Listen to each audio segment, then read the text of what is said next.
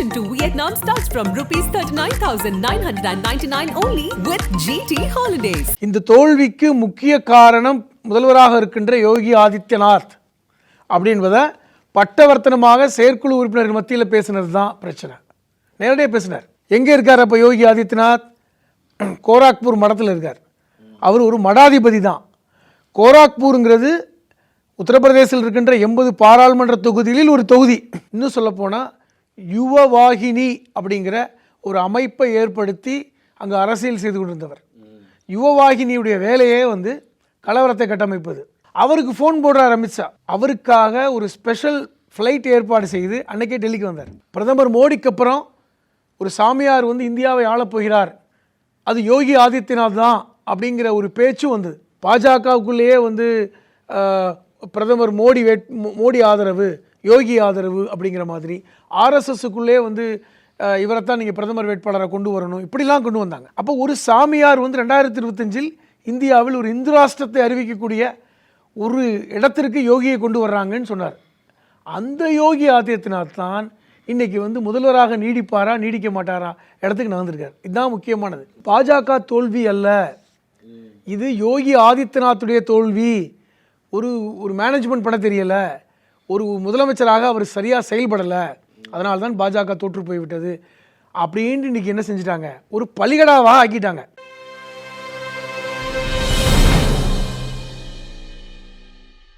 நக்கீரன் நேயர்களுக்கு வணக்கம். இன்று நம்முடன் கருத்துக்களை பகிர்ந்து கொள்ள இணைந்திருக்கிறார் மனிதநேய மக்கள் கட்சியின் மாநில அமைப்பு செயலாளர், எழுத்தாளர் புதுமடம் ஹலீம் அவர்கள். வணக்கம் சார். வணக்கம். கடந்த நாடாளுமன்ற தேர்தலை விட, அதாவது 2019 விட 2024 வெற்றி வாய்ப்பு குறைஞ்சி போச்சு உத்தரப்பிரதேசத்தில்.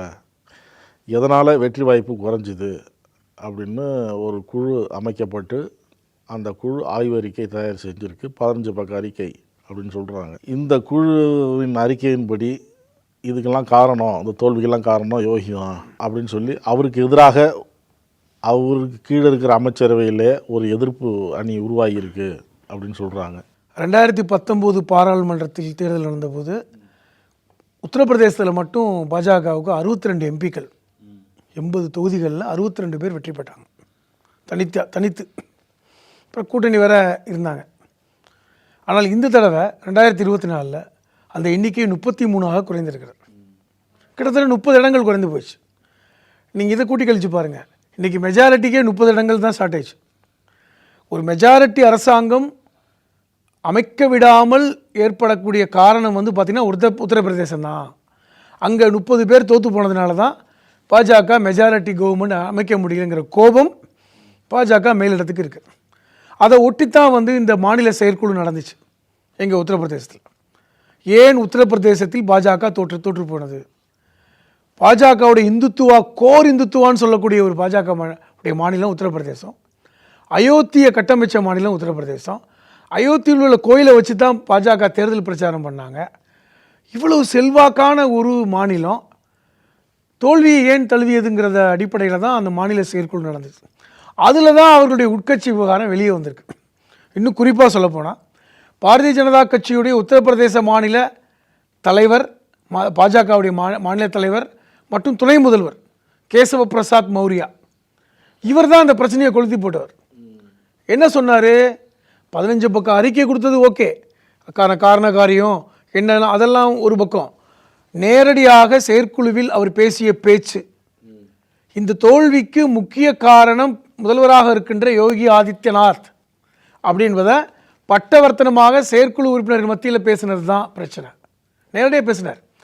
என்ன திடீர்னு மட்டும் இப்படி பேசுகிறாரு அப்படின்னு பார்த்தா அது இப்போ மட்டும் இல்லைங்க.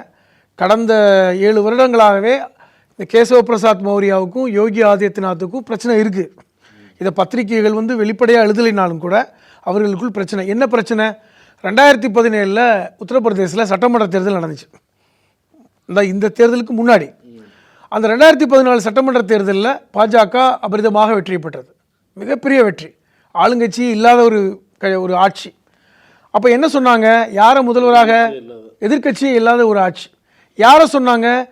இந்த கேசவ பிரசாத் மௌரியா தான் முதல்வர் அப்படின்னு சொன்னாங்க. சொல்லப்போனால் கேசவ பிரசாத் மௌரியா முதல்வராகுவதற்கான எல்லா வேலையும் செஞ்சுக்கிட்டு இருந்தார். அப்பொழுது தான் உள்துறை அமைச்சராக இருந்த அமித்ஷா யாருக்கு ஃபோன் போடுறாரு? யோகி ஆதித்யநாத்துக்கு ஃபோன் போடுறார். எங்கே இருக்கார் அப்போ யோகி ஆதித்யநாத்? கோராக்பூர் மடத்தில் இருக்கார். அவர் ஒரு மடாதிபதி தான். கோராக்பூருங்கிறது உத்தரப்பிரதேசத்தில் இருக்கின்ற 80 பாராளுமன்ற தொகுதிகளில் ஒரு தொகுதி. அந்த கோராக்பூர் என்பது நேபாளுக்கு போகிற வழியில் இருக்கின்ற ஒரு பகுதி தான். அந்த கோராக்பூருடைய மடாதிபதி தான் யோகி ஆதித்யநாத். இன்னும் சொல்லப்போனால் யுவவாகினி அப்படிங்கிற ஒரு அமைப்பை ஏற்படுத்தி அங்கே அரசியல் செய்து கொண்டிருந்தவர். யுவவாகினியுடைய வேலையே கலவரத்தை கட்டமைப்பது, கடைகளை உடைப்பது, சிறுபான்மை மக்கள் யாராவது கடை வச்சுருந்தாங்கன்னா போய் பிரச்சனை பண்ணி மத கலவரத்தை ஏற்படுத்துவது. இதுதான் கடந்த ஒரு 15 வருஷமாக செஞ்சுட்டு இருந்தார். அவர் எம்பியாக இருந்த 80களிலிருந்து 89லிருந்து இருக்கார். 5 முறை எம்பியாக இருந்தவர் தான் யோகி ஆதித்யநாத். இந்த கோராக்பூர் மடம் தான் அந்த ஊருடைய ஐடென்டிஃபிகேஷன். அப்போ அந்த பகுதியில் செல்வாக்கான ஒரு நபர், ஒரு மடாதிபதி, ஆர்எஸ்எஸோட நெருங்கிய தொடர்புடையவர், அவ்வளோதான். அவருக்கு ஃபோன் போடுறார் அமித்ஷா. நீங்கள் இல்லை, நீங்கள் உடனே டெல்லிக்கு வாங்க. அவர் என்ன சொல்கிறார்? டெல்லிக்கா? கோராக்பூர்லேருந்து உடனே டெல்லிக்கு வர்றதுக்கு விமானம் இல்லை, ட்ரெயின் இல்லையே, ஏன்னா ஒரு சின்ன நகரம். அவருக்காக ஒரு ஸ்பெஷல் ஃப்ளைட் ஏற்பாடு செய்து அன்றைக்கே டெல்லிக்கு வந்தார். தனி விமானத்தில் டெல்லிக்கு வந்தார். தனி விமானத்தில் டெல்லிக்கு வந்தவரை கூப்பிட்டு அமித்ஷா சொன்னார் 2017 நீங்கள் தான் உத்தரப்பிரதேச முதல்வர். அப்போ தான் அவருக்கே தெரியும் யோகிக்கு நம்மளை முதல்வராக தேர்ந்தெடுத்திருக்கிறார்கள். அப்போ அவர் எம்எல்ஏ கூட கிடையாது, அவர் எம்பி தான். அப்படி எம்பியாக இருந்தவர் முதல்வராக வந்தார். அப்பொழுதே இந்த கேசவ் பிரசாத் மௌரியாவுக்கும் இவருக்கும் பிரச்சனை. ஏனென்றால் நியாயமாக பார்த்தால் கேசவ் பிரசாத் மௌரியா தான் முதல்வராக இருக்கணும் 2017. ஆனால் மேலிடம் என்ன சொன்னாங்க? இல்லை, நாங்கள் இவரை நாங்கள் செலக்ட் பண்ணிட்டோம், நீங்கள் ஏற்றுக்கொள்ளணும்னு சொல்லும்போது ஏற்றுக்கொண்டார். ஏற்றுக்கொண்டது காரணம் ஆர்எஸ்எஸ் ஒரு திட்டத்தை வகுத்திருந்தது. எப்படின்னா, ஒரு சாமியார் ஒரு மாநிலத்தில் முதல்வராக வேண்டும், அதுக்கப்புறம் ஒரு சாமியார் ஒரு நாட்டின் பிரதமராக வேண்டும் என்று பாஜகவுடைய திட்டங்களில் ஒன்று. ஏற்கனவே குஜராத் மாடல்னு காமிக்கிறாங்கல்ல, குஜராத் மாடல், அது மாதிரி உத்தரப்பிரதேச மாடல்னு ஒன்று உருவாக்கணும். ஒரு மடாதிபதி முதல்வராக வேண்டும் என்கிற அடிப்படையில் அவரை முதல்வராக கொண்டு வந்தாங்க. 5 வருஷம் முதல்வர். 2022 மீண்டும் தேர்தல் நடந்தது. அது வரைக்கும் பிரச்சனை இல்லை. ஆனால் அப்பொழுதே சர்ச்சைகள் ஓடிக்கிட்டு இருக்கு. 2022 மீண்டும் முதல்வர் வேட்பாளராக இருந்து வெற்றி பெறுகிறார் யோகி ஆதித்யநாத். அதுதான் முக்கியம். அதில் வெற்றி பெற்றதுக்கு அப்புறம் தான் அவருடைய செல்வாக்கு அதிகமாக உயர்ந்தது. அது வரைக்கும் அவர் ஒரு மடாதிபதி, உத்தரப்பிரதேசத்துடைய மாநில முதல்வர் தான் பார்த்தாங்க. ஆனால் அந்த 19களில் சொல்லப்போனால் 22 தேர்தலுக்கு முன்னாடி 2019 பாராளுமன்ற தேர்தல் நடந்துச்சு பார்த்தீங்களா, அதில் அவருடைய செல்வாக்கு காமிச்சார். அதில் உத்தரப்பிரதேசத்தில் 63 இடங்களில் பாஜக வெற்றி பெற்றது. அது மட்டும் இல்லாமல் நாடு முழுவதும் ஒரு ஸ்டார் பேச்சாளராக யோகி ஆதித்யநாத் ப்ரொமோட் செய்யப்பட்டார். தமிழ்நாட்டுக்கே வந்தார் தெரியுமா, கோயம்புத்தூரில் பேசினார். இன்னும் சொல்ல போனால் பிரதமர் மோடிக்கு அப்புறம் ஒரு சாமியார் இந்தியாவை ஆளப்போகிறார், அது யோகி ஆதித்யநாத் தான் அப்படிங்கிற ஒரு பேச்சு வந்தது. ஏனென்றால் 1925 ஆர்எஸ்எஸ் தோற்றுவிக்கப்பட்டது. 2025 ஆர்எஸ்எஸ் உடைய நூற்றாண்டு. ஒரு நூற்றாண்டு கால நிகழ்வு நடக்கும் பொழுது இந்தியாவை இந்து ராஷ்டிரமாக அறிவிக்கின்ற ஒரு நிகழ்வில் ஒரு இந்து துறவி பிரதமராக இருக்க வேண்டும் என்று ஆர்எஸ்எஸ் திட்டம். அதற்கு சரியான நபர் யோகி ஆதித்யநாத் தான் அப்படின்னு சொல்லி தான் ஆர்எஸ்எஸ் உடைய தேர்வு அப்படின்லாம் பேசினாங்க. அதற்கு ஏற்றா போல் 2022 சட்டமன்ற தேர்தலில் பெரும் வெற்றி. உத்தரப்பிரதேசத்தில் மீண்டும் 2ஆம் முறையாக முதல்வராக வந்தார். இந்த தடவை முதல்வர் வேட்பாளர் வந்ததுக்கப்புறம் தான் அவர் தன்னுடைய முகத்தை எப்படி நான் காமிச்சார்னா, நான் பிரதமர் மோடியை விட செல்வாக்கானவன்கிற அந்த பிரச்சார யுக்தியை கொண்டு போனாங்க. சொல்லப்போனால் அடுத்த பிரதமர் நான் தான் அப்படிங்கிற மாதிரியான பேச்சுக்கள் பேசப்பட்டது.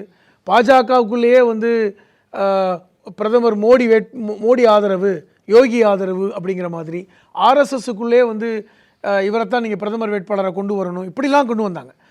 அப்போ இந்த 2024 தேர்தல் இதற்கான ஒரு அச்சாரமாக பார்க்கப்பட்டது. காரணம், 2024 பிரதமராக மோடி முன்னிறுத்தப்பட்டாலும் அதுக்கப்புறம் இடையிலேயே ஒரு வருஷத்துலேயே மோடி தூக்கப்படுவார், அவருக்கு 75 வயசு ஆகிடும். அந்த காலகட்டத்தில் யோகியை, ஏன்னா யோகிக்கு 50 வயசு தான், 50-52 வயசு தான், அவரை கொண்டு வந்துடலாம் அப்படின்னு வரும்பொழுது தான் யோகியுடைய வளர்ச்சி ரொம்ப பெரிய அளவில் பேசப்பட்டது. அது வந்து மோடிக்கே வந்து ஒரு பின்னடைவு. ஏன்னா இப்போ உத்தரப்பிரதேசத்தில் இருக்கின்ற பகுதிகளை முஸ்லீம் பெயர்களை மாற்ற வேண்டும் என்று முதல்ல குரல் கொடுத்தவர் யோகி தான். இந்த அலகாபாத்துங்கிற பேரை மாற்றினார். அலகாபாத்துங்கிறது வரலாற்றில் மிக புகழ்பெற்ற ஒரு ஊர். அலகாபாத் பல்கலைக்கழகம். அலகாபாத்துங்கிறது இஸ்லாமிய முஸ்லீம் மன்னர்கள் ஆட்சி செய்த பகுதின்னு வைங்களேன். அதை வந்து பிரக்யாராஜ் அப்படிங்கிற பேரை மாற்றினார். அதை விட முக்கியம் என்ன தெரியுமா, அயோத்தி என்கிற அந்த ஊருடைய பெயரை, அதாவது பைசாபாத் தான் அந்த ஊர். இப்போ கூட நம்ம பார்த்தோம்ல, பைசாபாத்துடைய பாராளுமன்ற தொகுதியில் பாஜக தோல்வி. அந்த பைசாபாத்தை அகமதாபாத் என்று மாற்றியவர் யோகி. நான் என்ன சொல்ல வரேன்னா, இப்படி வந்து இந்துத்துவா கொள்கையில் தீவிரமாக இந்த 2022க்கு அப்புறம் ரொம்ப தீவிரமாக இருந்தார். இந்த புல்டோசரை கொண்டு இடிப்பது சொன்னாங்கல்ல, இந்த சிஏஏ போராட்டத்தில் யாரெல்லாம் பங்கெடுத்தாங்களோ அவங்க வீடுகளை புல்டோசரை கொண்டு இடிப்பது என்கிற விஷயத்தை முன்னெடுத்தவர் தானே. இப்போ இதன் மூலமாக என்ன வந்துச்சுன்னா, ஒரு இந்துத்துவா கொள்கையில் மோடியை விட அமித்ஷாவை விட ஒரு தீவிரமான ஒரு நபர் தான் யோகி. அப்போ ஒரு சாமியார் வந்து 2025 இந்தியாவில் ஒரு இந்து ராஷ்டிரத்தை அறிவிக்கக்கூடிய ஒரு இடத்திற்கு யோகியை கொண்டு வர்றாங்கன்னு சொன்னார். அந்த யோகி ஆதித்யநாத் தான் இன்றைக்கி வந்து முதல்வராக நீடிப்பாரா நீடிக்க மாட்டாரா இடத்துக்கு நகர்ந்திருக்கார். இதுதான் முக்கியமானது. அதான் முக்கியமானது. காரணம் என்ன, இந்த தோல்வி. இந்த 2024 பாராளுமன்ற தேர்தலில் 33 இடம் தான், கிட்டத்தட்ட 45 இடத்துக்கு மேலே தோல்வி இல்லை. அப்போ இந்த தோல்வி இவரை வந்து இந்த இடத்துக்கு கொண்டு போயிருக்கா, அல்லது தோல்வியின் காரணமாக வந்து ஏற்கனவே வந்து இவர் மேலே வந்து வெறுப்பில் இருந்தாங்கல்ல இந்த மௌரியா போன்றவர்கள், கேசவ பிரசாத் மௌரியா போன்றவர்கள், அதே மாதிரி வந்து பூபேந்தர் சிங், அவர் தான் வந்து இன்றைக்கி பாஜகவுடைய மாநில தலைவர், அவர் போன்றவர்கள் எல்லாம் இவரை திடீர்னு கொண்டு வந்தது ஏற்றுக்கல. இப்போ இதே வந்து கேசவ பிரசாத் மௌரியாவும் ஆர்எஸ்எஸ் உடைய மிக நெருங்கிய தொடர்பு இருப்பவர் தான். ஆனால் இவர் சாமியார் அல்ல. ஒரு சாமியாரை கொண்டு வரணுங்கிறது ஆர்எஸ்எஸ் உடைய திட்டமாக இருந்ததன் காரணமாக ஒரு மடாதிபதியை ஒரு முதல்வர் வேட்பாளராக கொண்டு வந்து உத்தரப்பிரதேச மாடல், குஜராத் மாடல் மாதிரி உத்தரப்பிரதேச மாடல், இதுதான் அடுத்த வந்து இந்த ராஷ்டிரத்துக்கு யூபி போன்று இந்தியா முழுவதும் ஒரு மடாதிபதி ஆட்சி செய்ய வேண்டும் என்கிற அந்த மாடல், அந்த இடத்த தான் வந்து இன்றைக்கி வந்து தகர்த்துருக்காங்க. இது ஒரு மோடியுடைய சதியாக இருக்கலாம்னு சொல்கிறாங்க. அல்லது வந்து சொல்லப்போனால் வந்து யோகியை கொண்டு வந்ததே வந்து அமித்ஷா தான்.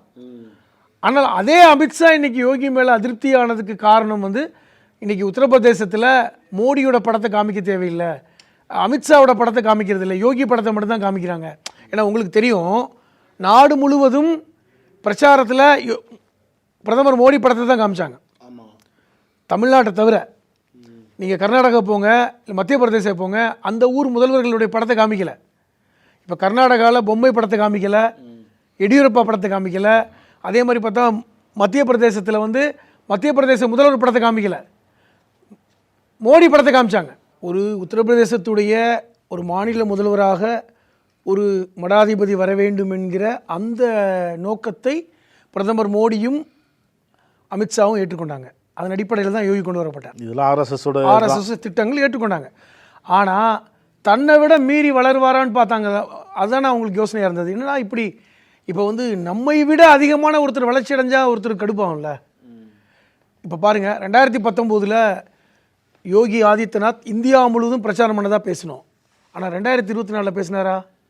யூபியை தாண்டி போகல, சொல்லிட்டாங்க. பிரதமர் மோடியும் உள்துறை அமைச்சர் அமித்ஷாவும் சொன்ன ஸ்டேட்மெண்ட் என்னென்னா, நீங்கள் யூபிக்குள்ளே பாருங்கள், 80க்கு 80 அதை நீங்கள் வெற்றி கொண்டு கொடுத்தா போதும், அவ்வளோதான், அதை தாண்டி வர வேண்டாம். அப்போ அந்த அஜெண்டா அவருக்கு கொடுக்கப்பட்டது. என்ன காரணம்?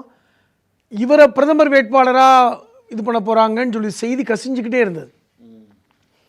2025 ஒரு மடாதிபதி இந்தியாவை ஆள வேண்டும் என்றால் அது யார் இருக்காங்க? பாஜகவில் யோகி தான் இருக்கார் முதல்வராக.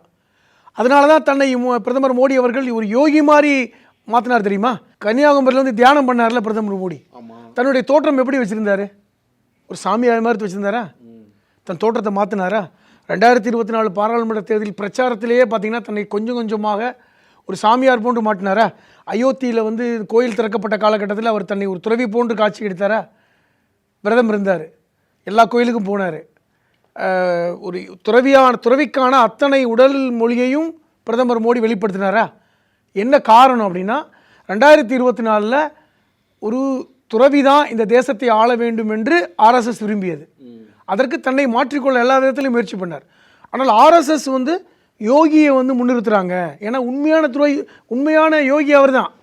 ஏன்னா ஒரு சாமியார் அவர் தான். ஏன்னா அவர் திருமணமாகாதவர் தான், ஒரு மடாதிபதி, 52 வயசு, இப்போ ஒரு 20 ஆண்டு காலமாக ஒரு மடத்தில் வந்து மடாதிபதியாக வாழ்ந்து கொண்டிருக்கிறாரு. இப்பொழுது ஒரு முதல்வராகவும் இருக்கிறார். உத்தரப்பிரதேசங்கிறது ஒரு பெரிய மாநிலம். அப்போ உத்தரப்பிரதேச மாநிலத்தை இந்தியாவுடைய ஒரு உதாரணம் காட்டி இந்த மாநிலத்தை ஆட்சி செய்வதை போன்று இந்தியாவை ஆட்சி செய்ய வேண்டும் என்றால் ஒரு துறவி ஆட்சி வரணும் அப்படிங்கிறதை ஆர்எஸ்எஸ் தலைவர் பேசின பேச்செலாம் இருக்குது, நிறைய பார்க்குறோம். சுப்பிரமணிய சாமி போன்றவர்களே வந்து ஒரு துறவி தான் ஆட்சி செய்ய போகிறாருன்னு தான் ஸ்டேட்மெண்ட் கொடுத்தாரு. அப்போ இந்த ஒரு கிளாஷ் இருக்குது பாருங்கள். அப்போ நம்மை வந்து பீட் பண்ணிடுவாருங்கிற அச்சம் இருக்குல்ல ஒரு ஆட்சியாளருக்கு, அது உண்டு. அதற்கு ஏற்றார் போல தான் இந்த உத்தரப்பிரதேசத்தில் தோல்வி இதை பயன்படுத்திக்கிட்டாங்க. இதை யோகி ஆதித்யநாத் தோல்வியாக இது கொண்டு போனாங்க. இது பாஜக தோல்வி அல்ல. காரணம், நீ மோடியோட முகத்தை கொண்டு போகல, யோகியோட முகத்தை தான் பிரச்சாரம் பண்ண, தோல்வி அடைஞ்சிருக்க. இந்த கேசவ் பிரசாத் மௌரியா வந்து அழகாக வந்து இதை வந்து ப்ரொஜெக்ட் பண்ணிட்டார். இது வந்து முழுக்க யோகியோட தோல்வி தான், பாஜக தோல்வி அல்ல. காரணம், யோகி வந்து அதிகாரிகளை நம்புகிற அளவுக்கு எங்களை நம்பலை. அவர் சொன்ன ஸ்டேட்மெண்ட், இந்த செயற்குழுவில் வெளிப்படையாக சொன்ன ஸ்டேட்மெண்ட். முதல்வர் யோகி ஆதித்யநாத் கட்சிக்காரங்களை நம்பலை, அதிகாரிகளை தான் நம்பினார். இந்த 15 பக்க அறிக்கையிலையும் அது இடம்பெற்றிருக்கிறது. அப்போ முழுக்க இது வந்து யோகியோட தோல்வியாகத்தான் பார்க்கணும், பாஜக தோல்வி அல்ல.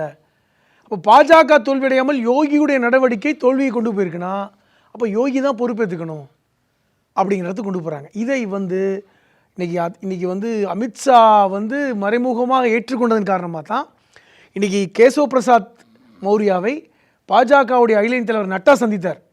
இப்போ அமைச்சராக இருக்கார் அவரும். இன்னைக்கு பாஜகவுடைய தலைவர் இப்போ வரைக்கும் அவர் தான் சந்தித்தார். இந்த பாஜகவுடைய மாநில தலைவர் போய் சந்திக்கிறார். ஆனால் இன்றைக்கி வரைக்கும் யோகி ஆதித்யநாத் அவங்கள போய் சந்திக்கலை, அவர் அழைக்கப்படலை. அதான் முக்கியம். அப்போ இந்த மாதிரி சூழல் எங்கே போய் நிற்கிது? இப்போ 2027 வரைக்கும் முதல்வராக இருக்க வேண்டியவர் தான் யோகி. 22லேருந்து 27 அது வரைக்கும் தாங்குவாரா? இன்னும் சில நாட்களுள் அவருக்கு ஃப்ளைட் வந்துடும். டெல்லி போய் எப்படி வந்து விமானம் முதல்வர் ஆகிறதுக்காக தனி ஃப்ளைட் வந்தது, இப்போ முதல்வர் பறிக்கிறதுக்கும் அனுப்பிச்சி விட்டு கூட்டு வந்துடுவாங்க. அவ்வளோதான்.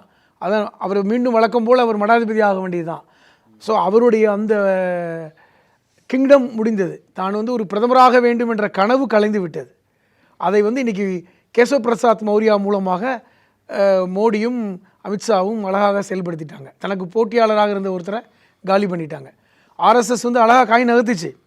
பட் இந்த தோல்வி அந்த இடத்தை விட்டு அவரை நகர்த்தி விட்டது என்பதை தான் நான் பார்க்குறேன். உத்தரப்பிரதேசத்தில் மட்டுமில்லை, ஒட்டுமொத்த இந்தியாவிலேயே பெரிய வளர்ச்சி இல்லை அப்படிங்கிறது தான் எதிர்க்கட்சிகளுடைய குற்றச்சாட்டு.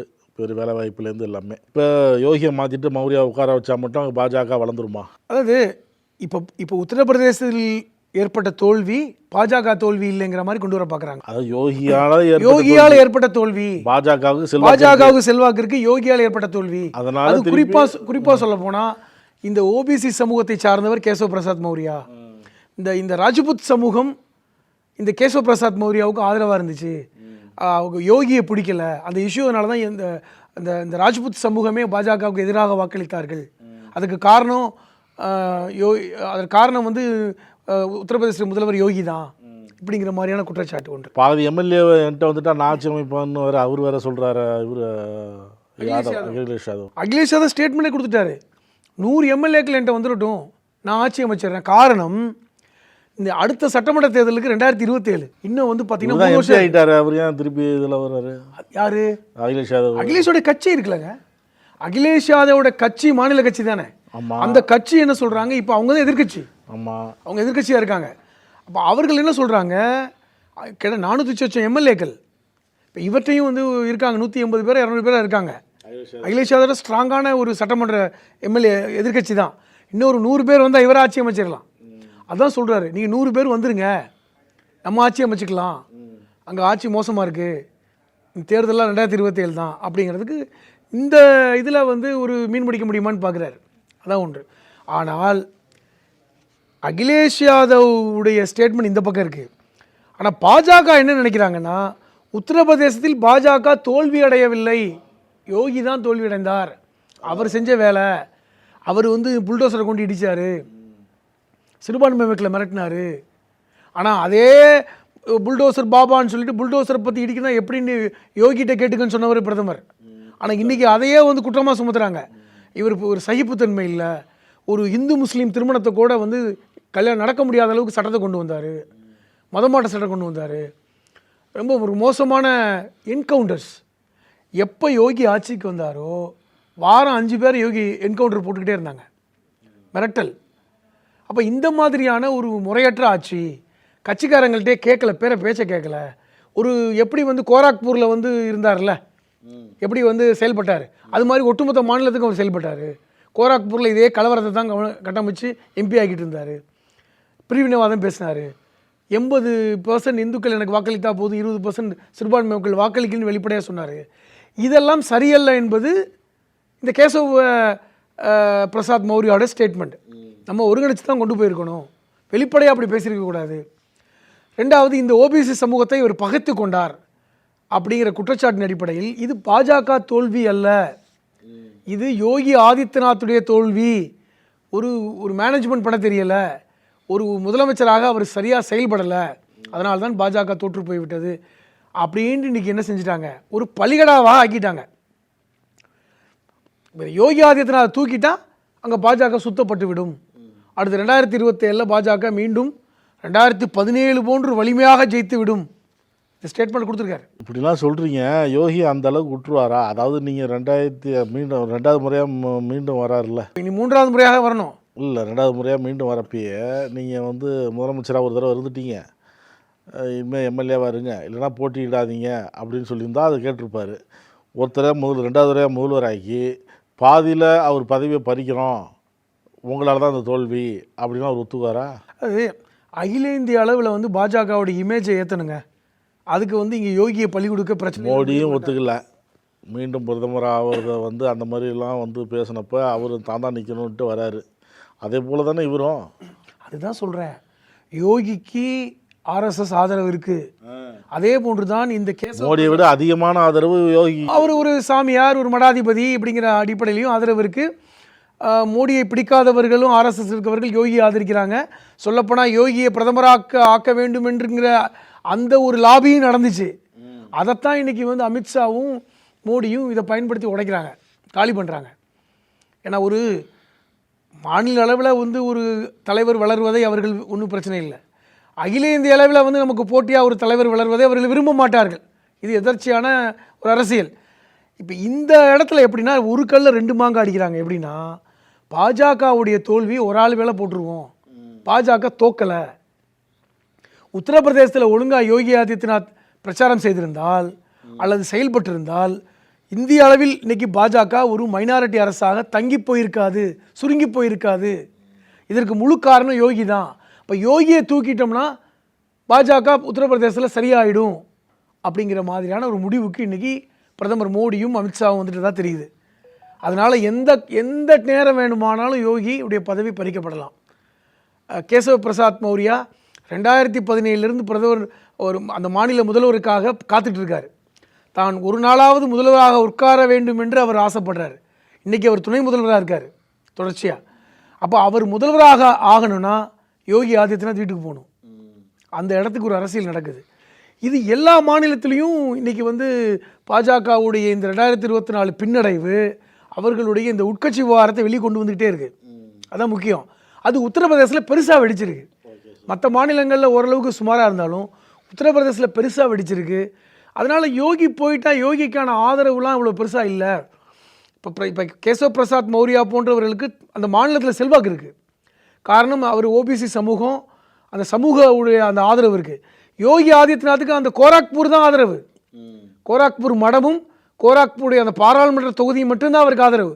அதனால் மாநில அளவில் வந்து கேசவ பிரசாத் மௌரியாவுக்கு பெரும் செல்வாக்கு இருக்கிறது. அதனால் வந்து அவரை காலி பண்ணிவிட்டு அதற்கான பழியை வந்து யோகி மேலே போட்டுட்டு இதுதான் காரணம், பாஜக தோற்றதுக்கு காரணம் இவர் தான், இனி பாஜக புற்றுயிர் பெற்று விட்டது, இனி புத்துயிர் பெற்று இனி மீண்டும் வந்து வருகின்ற 2027 பெரிய அளவில் வெற்றி பெற்று ஜெயிச்சிருங்கிற மாதிரியான ஒரு பிரச்சாரத்தை முன்னெடுப்பதற்கு இன்னைக்கு வந்து அந்த அடுத்த களத்தை தயார் செய்து வைத்திருக்கிறார்கள் பாஜகவுடைய உயர்மட்டம். யோகியால் தான் பாஜக உத்தரப்பிரதேசத்தில் தோன்றுது. அதனால் யோகி மேலே ஒரு குற்றத்தை சுமத்தி யோகி பதவியை பறிச்சிடலாம் அப்படின்னு ஒரு திட்டம் போடுறாங்க. அதில் வந்து மோடியும் அமித்ஷாவும் தான் இதுக்கு முக்கிய திட்டம். ஏன்னா அவர் வந்து செல்வாக்கு, தன்னுடைய தனிப்பட்ட செல்வாக்கு அங்கே உயருது, அதை குறைக்கணும். அடுத்தது மேலும் ஏதாவது பிரச்சனை பண்ணுவார் உள்ளிட்ட பல்வேறு விஷயங்களில். இன்னொரு விஷயம் இருக்குது.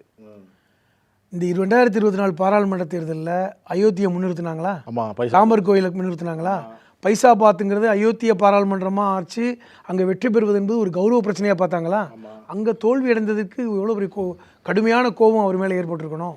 அங்கே வந்து யோகி வந்து கடுமையாக வேலை செஞ்சு ஜெயிக்க வச்சிருக்கணும்ல. அயோத்தியில் தோத்து போயிருக்குங்க பாஜக. அயோத்தியோட தோல்வி என்பது பிரதமர் மோடிக்கும் அமித்ஷாவுக்கும் RSSக்கும் பாஜகவுக்கும் பெரிய பின்னடைவாக பார்க்கப்படுகிறது. இன்னைக்கு அயோத்தி கோயிலை பற்றி பேச முடியுதா? ராமர் கோயிலை பற்றி பேச முடியுதா? அவசரமாக நீங்கள் வந்து கோயிலை சரி பண்ணாம ஒருவேளை அயோத்தியில ஜெயிச்சிருந்தா யோகியோட நிலைமையே வேற மாறி இருக்கும். அப்போ வந்து கோயில் அவசரமாக செயல்பட்டு இன்னைக்கு வந்து கோயில் ஒழுகுதுன்றாங்க.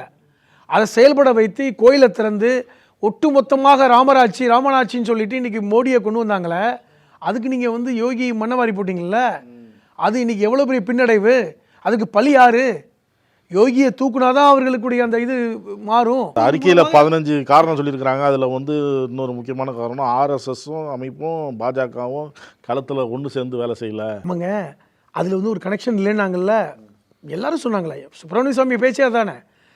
RSS வந்து பொதுவாக எப்படி செய்யும்னா, இந்த பாஜக வேட்பாளர்களுடைய அந்த வேட்பாளரை கீழே வந்து களத்துக்கு வரைக்கும் கொண்டு போகிற வேலையை RSS செய்யும். அந்த ஒற்றுமை இந்த தேர்தலில் இல்லை அப்படின்னு அதான் சொல்கிறேன். இது பிரிஞ்சு நின்றாங்கன்ற. RSSும் பாஜகவும் சேர்ந்து பயணிக்கலை. நீங்கள் ஒவ்வொரு இடத்துலையும் ஒவ்வொரு மாநிலத்திலையும் ஒரு அமைப்பு செயலாளர் இருப்பார் RSS. இப்போ தமிழ்நாட்டில் கேசவ விநாயகர் இருக்கார்ல, அது மாதிரி ஒவ்வொரு மாநிலத்திலையும் அமைப்பு செயலாளர் இருப்பாங்க. பாஜகவுடைய அந்த மாநில தலைவரும் அமைப்பு செயலாளரும் இணைஞ்சு தான் பணியாற்றுவாங்க. அது உத்தரப்பிரதேசத்தில் ரொம்ப மோசமாக இருந்திருக்கிறது. அது கீழே வரைக்கும் வேலை செய்யலை. எல்லா இடங்கள்லையும் வந்து அந்த கனெக்ட் விட்டு போயிருக்கு. அது உத்தரப்பிரதேசத்தில் மோசமாக இருந்திருக்கு. அதுதான் பெரிய தோல்வின்னு பார்க்குறாங்க. அதற்கு முதல் பலிகடாவாக யோகி ஆதித்யநாத்தை அவர்கள் முடிவு செய்து தூக்க இருக்கிறாங்க. யோகியை மாற்றணும், யோகி பதவியை பறிக்கணும்னு சொல்லி அறிக்கை போயிருக்கு. மோடியும் அமித்ஷா உள்ளிட்ட பாஜக மேலிட தலைவர்கள் என்ன முடிவு எடுக்கிறாங்கன்னு பொறுத்து வந்து பார்ப்போம்.